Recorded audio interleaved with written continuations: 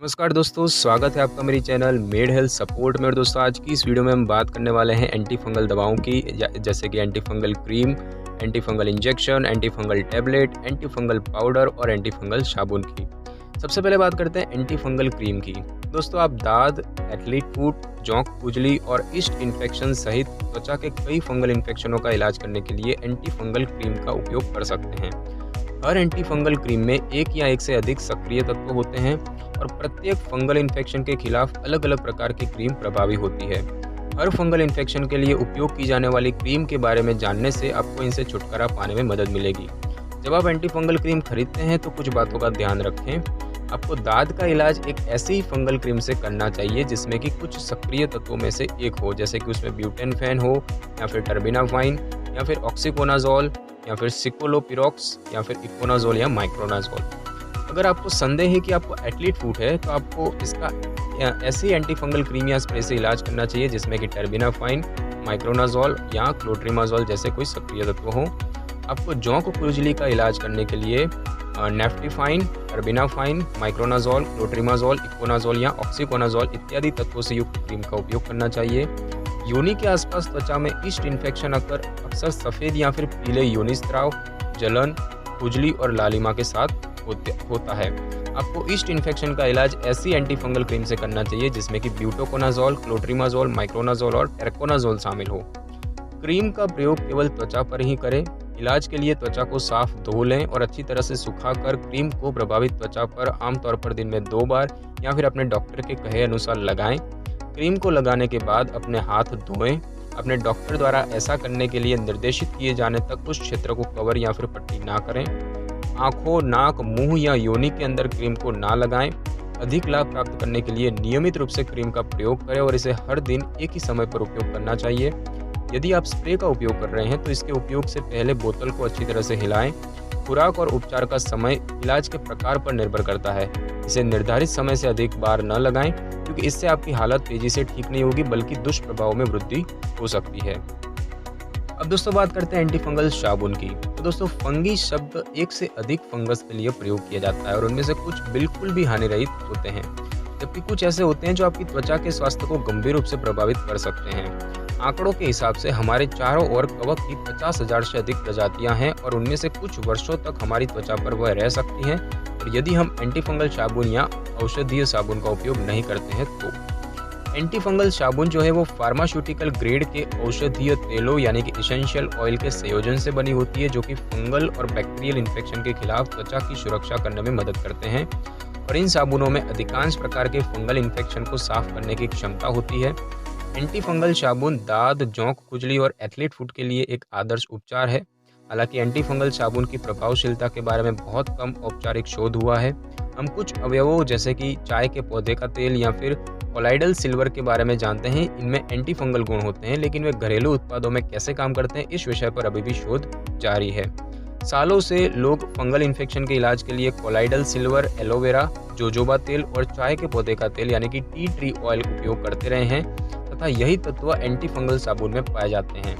Anti fungal साबुन में इन सामग्रियों में से कई का सही अनुपात में उपयोग किया जाता है और यही कारण है कि आप इन साबुन से निश्चित रूप से अच्छे परिणाम की उम्मीद कर सकते हैं। यद्यपि एंटी फंगल साबुन किसी त्वचा विशेषज्ञ से पेशेवर देखभाल का एक प्रभावी विकल्प नहीं है, न ही वह एंटी फंगल दवाओं को कोई बेहतर विकल्प है, लेकिन अगर आपके पैर में फंगस हो और पुनरावृत्ति के जोखिम को कम करना चाहते हैं तो नियमित रूप से एंटी फंगल साबुन का उपयोग करने में कोई दिक्कत नहीं है। वास्तव में यह त्वचा के सभी प्रकार के इन्फेक्शन के खिलाफ एक बहुत अच्छा बचाव का उपाय है। यदि आपको एथलीट फुट, रूखी त्वचा और दाद जैसी त्वचा की समस्याएं हैं तो आप एंटी फंगल साबुन का उपयोग कर सकते हैं। क्योंकि ये साबुन ज़्यादातर कार्बनिक पदार्थों से बने होते हैं और इसीलिए इनका उपयोग आप किसी साधारण साबुन की तरह कर सकते हैं। स्नान करते समय अपने ऊपरी शरीर के हिस्से से शुरू करें और नीचे तक पूरा इसे शरीर पर इसे लगाएं। सही से लगाने के लिए इसे वॉश क्लॉथ या कपड़ा उपयोग करके त्वचा पर लगाएं क्योंकि इससे अच्छे से झाग बन जाते हैं। बेहतर प्रभाव के लिए कम से कम 2 मिनट के लिए प्रभावित क्षेत्र पर झाग वाला कपड़ा रखे रहने दें और शरीर के बाकी हिस्सों में एक दिन में एक बार साबुन लगाना काफ़ी होगा, लेकिन प्रभावित क्षेत्र पर कम से कम 2 बार या 3 बार ऐसा करना होगा। जहाँ तक सिर में एंटी फंगल साबुन का उपयोग करने का सवाल है, तो ये सिर या बाल के लिए हानिकारक प्रतीत नहीं होती है। फिर भी हम आपको बालों पर इन साबुनों का उपयोग करने की सलाह नहीं देते हैं। शरीर के हर हिस्से में इन्फेक्शन का कारण अलग अलग हो सकता है और इसीलिए आपको अपने सिर की त्वचा के इन्फेक्शन का इलाज करने के लिए कुछ बेहतर इलाज चाहिए, जैसे कि एंटी फंगल शैम्पू।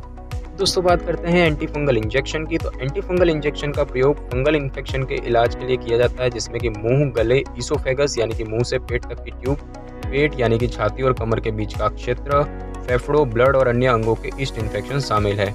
इंजेक्शन आमतौर पर 1 से 2 घंटे की अवधि में इंट्रावीनस रूप से यानी कि नस में ड्रिप चढ़ाना इन्फ्यूज किया जाता है और आमतौर पर दिन में एक बार 14 दिनों तक इलाज किया जाता है और आपके उपचार की लंबाई इस पर निर्भर करती है कि आपकी हालत कैसी है और आप एंटी फंगल इंजेक्शन के प्रति कितनी अच्छी तरह से प्रतिक्रिया देते हैं। आपके डॉक्टर आपको बताएंगे कि एंटी फंगल इंजेक्शन का उपयोग कब तक किया जाए। आमतौर पर अस्पताल या क्लिनिक में स्वास्थ्य देखभाल पेशेवर द्वारा यह इंजेक्शन दिया जाता है और अगर आपको यह दवा घर पर लेनी है तो आपको सिखाया जाएगा कि इस दवा को कैसे तैयार किया जाए, उसे कैसे लिया जाए। इसका उपयोग निर्देश के अनुसार ही करें। नियमित अंतराल पर अपनी दवा लेते रहें। अपनी उपयोग की गई सुइयों और सिरिंज को आप एक विशेष शार्पर कंटेनर में डालें, उन्हें कचरे के डिब्बे में ना डालें। यदि आपके पास ऐसा कोई कंटेनर नहीं है तो अपने फार्मासिस्ट या हेल्थ केयर प्रदाता से एक ऐसा कंटेनर खरीद लें। बच्चों में इस दवा के उपयोग के संबंध में अपने शिशु रोग विशेषज्ञ यानी कि पीडियाट्रिशियन से बात करें। बच्चों को विशेष देखभाल की आवश्यकता हो सकती है। इंजेक्शन का उपयोग करने से पहले सॉल्यूशन की बारीकी से जांच करें और यह साफ और तैरती हुई किसी भी सामग्री से मुक्त होना चाहिए। यह भी निरीक्षण करें कि कंटेनर में कोई रिसाव तो नहीं है। अगर यह सही नहीं है, जैसे इसमें कण है या कंटेनर में रिसाव हो रहा है, तो इसका उपयोग ना करें। एक नए सॉल्यूशन का प्रयोग करें, लेकिन क्षतिग्रस्त कंटेनर अपने डॉक्टर को दिखाएं। इंजेक्शन से उपचार के कुछ दिनों के अंदर आपको बेहतर महसूस होना चाहिए और यदि आपके लक्षण बेहतर नहीं होते हैं या बदतर हो जाते हैं तो अपने डॉक्टर को बताएं। इंजेक्शन का प्रयोग तब तक करें जब तक कि आपके डॉक्टर बंद करने के लिए ना कहें, भले ही आप बेहतर महसूस कर रहे हो। और यदि आप जल्दी इंजेक्शन का उपयोग करना बंद कर देते हैं तो आपका इन्फेक्शन थोड़े समय के बाद वापस आ सकता है। एंटी फंगल इंजेक्शन कई प्रकार के हो सकते हैं। उदाहरण के लिए फ्लूकोनाजोल इंजेक्शन। फ्लूकोनाजोल ट्राइजोल नामक एंटी फंगल में से एक वर्ग है और यह फंगस के विकास को धीमा कर सकता है और जो इन्फेक्शन का कारण बनता है। फ्लूकोनाजोल इंजेक्शन आपके नस में सुई या कैथेटर के माध्यम से एक सॉल्यूशन के रूप में दिया जाता है। और अब दोस्तों, बात करते हैं एंटी फंगल टैबलेट की। तो एंटी फंगल टैबलेट या गोलियां नाखून और त्वचा के फंगल इन्फेक्शन जैसे कि दाद, जिसे बोलते हैं टीनिया कॉर्पोरिस, जोंक खुजली यानी कि टीनिया क्रूरिस और एथलीट फुट यानी कि टीनिया पेडिस, इसके लिए इलाज के लिए उपयोग की जाती है। एंटी फंगल गोलियों का उपयोग उन गंभीर या व्यापक इन्फेक्शनों के इलाज के लिए किया जाता है जो कि एंटी फंगल क्रीम से साफ नहीं होते हैं।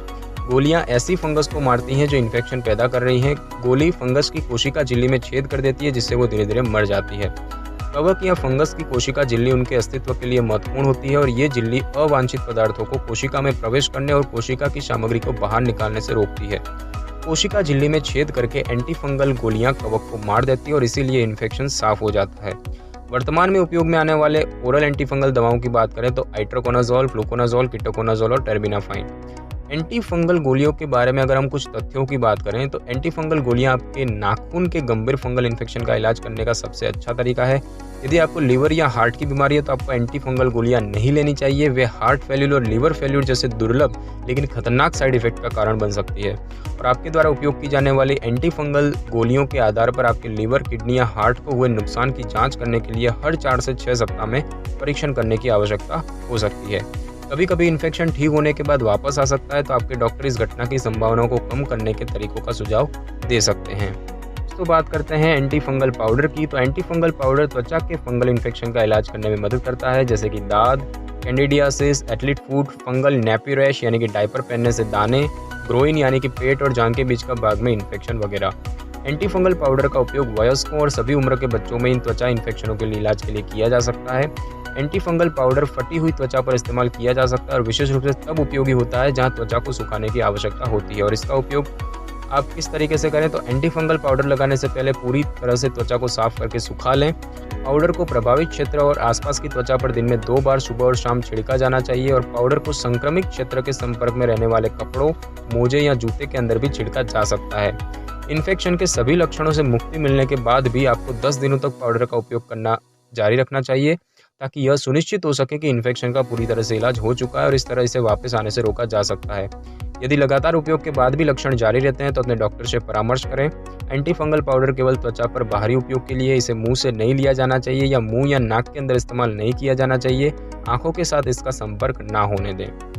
तो दोस्तों आज की वीडियो में बस इतना ही। अगर आपको वीडियो अच्छी लगी हो तो वीडियो को लाइक और शेयर करें और कमेंट करना बिल्कुल भी ना भूलें। और अगर आप हमारे चैनल पर नए हैं तो चैनल को सब्सक्राइब करके बेल आइकन के बटन को जरूर क्लिक कर लें ताकि मेरी हर नई वीडियो की नोटिफिकेशन सबसे पहले आपको मिल सके। Thanks for your time.